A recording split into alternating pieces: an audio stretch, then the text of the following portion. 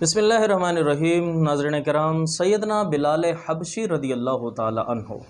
مؤذن رسول، عاشق رسول، آپ کی سیرت، آپ کا تعارف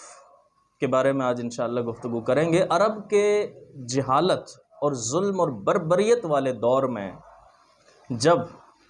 فاران کی چوٹیوں سے دین اسلام کے سورج کو ابھارا گیا اور دین اسلام کا سورج جب وہاں سے طلوع ہوا اور لوگ دین اسلام کے دامن رحمت کے اندر پناہ لینے لگے، تو ان میں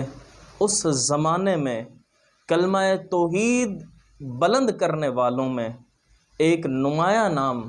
جس کا ہے وہ ہے سیدنا بلال حبشی رضی اللہ تعالی عنہ۔ آپ کا مختصر سا تعارف یہ ہے کہ اس میں گرامی ہے بلال، اور والد کا نام ہے رباح، اور والدہ کا نام ہے حمامہ۔ کنیت ہے آپ کی ابو عبد الکریم، اور پیدائش آپ کی مکہ مکرمہ کے اندر ہوئی۔ آپ کے آبا و اجداد قبیلہ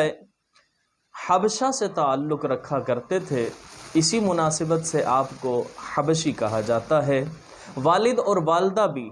عرب کے قبیلے کے غلام تھے، اور آپ کے رشتہ داروں کے اندر آپ کے ایک بھائی بھی تھے کہ جن کا نام خالد بن رباح ہے، اور ایک آپ کی ہمشیرہ، آپ کی بہن بھی تھیں جن کا نام تھا عفیرہ بنت رباح۔ آپ کی شادی بھی ہوئی، رشتہ ازدواج سے بھی آپ منسلک ہوئے، مگر اللہ کی مشیت کہ آپ کے یہاں کوئی اولاد نہیں ہوئی، اور آپ کی زوجہ محترمہ کا نام ہند خولانیہ تھا، جن کا تعلق دمشق کے قریب ایک گاؤں تھا کہ جسے داریہ کہا جاتا تھا، وہاں سے آپ کا تعلق تھا۔ اور کہا جاتا ہے، بعض روایتوں کے اندر آتا ہے کہ حضرت بلال حبشی رضی اللہ تعالی عنہ کی زوجہ محترمہ صحابیت کے شرف سے بھی مستفیض ہوئی تھی، اور آپ کو یہ شرف بھی حاصل تھا۔ حضرت سیدنا بلال حبشی رضی اللہ تعالی عنہ، آپ نے اس وقت اسلام قبول فرمایا کہ جب آپ غلام تھے، غلامی کے دنوں کے اندر ہی آپ دائرہ اسلام کے اندر داخل ہو گئے تھے۔ آپ کے جو آقا تھے جن کا نام تھا عبداللہ ابن جدعان، آپ ان کے غلام تھے۔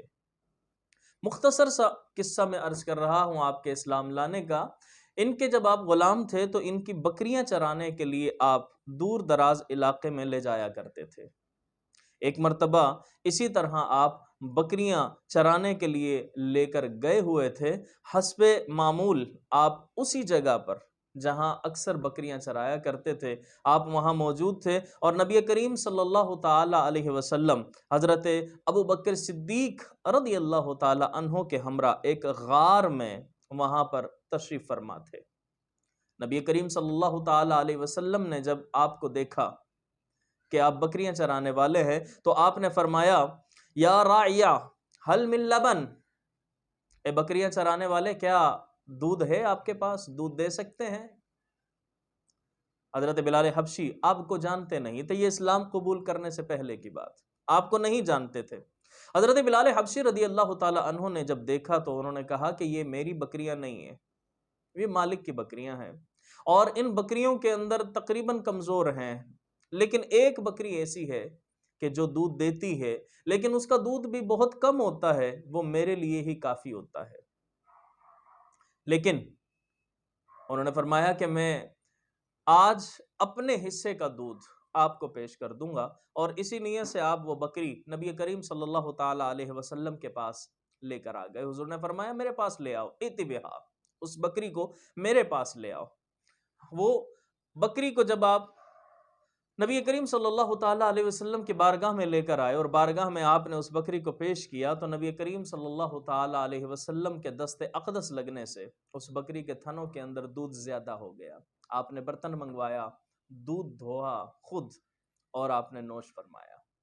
پھر دوبارہ آپ نے برتن کے اندر دودھ دھویا، اور پھر اس کے بعد حضرت ابو بکر صدیق کو آپ نے دیا، اور اس کے بعد پھر تیسری مرتبہ آپ نے پھر دودھ دھویا، اور اس کے بعد سیدنا بلال حبشی رضی اللہ تعالی عنہ کو پیش کیا۔ وہ دیکھ کر حیران رہ گئے کہ یہ بکری کمزور تھی، اتنا دودھ نہیں دیا کرتی تھی، لیکن آپ کا دست اقدس لگنے سے اتنا دودھ، اور پھر اس کے بعد بھی اس کے تھنوں کے اندر دودھ موجود تھا۔ جب آپ کو دیکھا تو آپ کے گرویدہ ہو گئے، اور پھر نبی کریم صلی اللہ تعالی علیہ وسلم پر ایمان لے کر آئے۔ چونکہ مسلمانوں کی تعداد بہت کم تھی، مسلمانوں کی تعداد بہت کم تھی، ایک روایت کے اندر آتا ہے کہ جب آپ اسلام لے کر آئے تو 7 مرد تھے صرف کہ جو ایمان لے کر آئے تھے، اور اسلام کے اندر وہ داخل ہوئے تھے 7۔ اس لیے نبی کریم صلی اللہ تعالی علیہ وسلم نے آپ کو منع فرمایا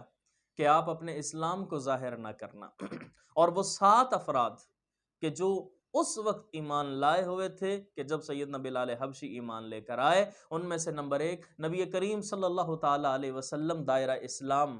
اسلام جب آپ پھیلا رہے تھے، حضور علیہ الصلوۃ والسلام کا نام سب سے پہلے، پھر اس کے بعد سیدنا ابو بکر صدیق رضی اللہ تعالی عنہ، تیسرے نمبر پر حضرت عمار، اور چوتھے نمبر پر حضرت عمار کی والدہ حضرت سمیہ، اور 5ویں حضرت صہیب،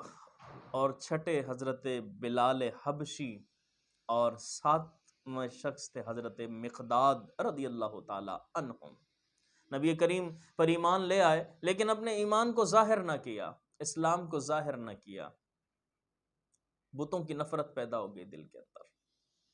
بتوں کی نفرت پیدا ہو گئی۔ ایک دن خانہ کعبہ کے اندر گئے، وہاں اس وقت بت رکھے ہوئے تھے، جب آپ وہاں گئے تو آپ نے بتوں کے اوپر تھوکا، کسی شخص نے دیکھ لیا، حضرت بلال حبشی کا تعاقب کرنے لگے، آپ بھاگ گئے وہاں سے، اور بھاگ کر اپنے مالک کے گھر میں چلے گئے۔ جب وہ گھر تک پہنچے اور ان کو بتایا کہ تمہارے غلام نے ایسا کام کیا ہے، بتوں کی اس طرح توہین کی ہے، تو ان کے مالک نے حضرت بلال حبشی رضی اللہ تعالی عنہ کو ابو جہل اور امیہ بن خلف کے حوالے کر دیا کہ اس کو سزا دو، اور جس طرح تکلیف دے سکتے ہو، سزا دے سکتے ہو، اس کو اسی طرح سے سزا دو اور تکلیف دو، میری طرف سے بالکل اس کی اجازت ہے۔ تو ناظرین کرام، حضرت بلال حبشی رضی اللہ تعالی عنہ کو وہ سزائیں دیتے رہے، تکلیفیں دیتے رہے، تپتی ریت پر لٹایا گیا، اور آپ کو کبھی لٹا کر قمیض اتار کر تپتی ریت پر لٹا کر آپ کے ہاتھوں کے اوپر چکیوں کے پاٹ رکھ دیے جایا کرتے تھے، اور کبھی ایسا ہوتا کہ آپ کو آوارہ لڑکوں کے حوالے گلے میں رسے ڈال کر دے دیا جاتا، اور وہ گھسیٹتے پھرتے علاقے کے اندر۔ سیدنا بلال حبشی وہ کہتے کہ محمد کا انکار کر دو، وحدہ لا شریک جس کو مانتے ہو اس کا انکار کر دو، لیکن سیدنا بلال حبشی رضی اللہ تعالیٰ عنہ وہ عاشق رسول تھے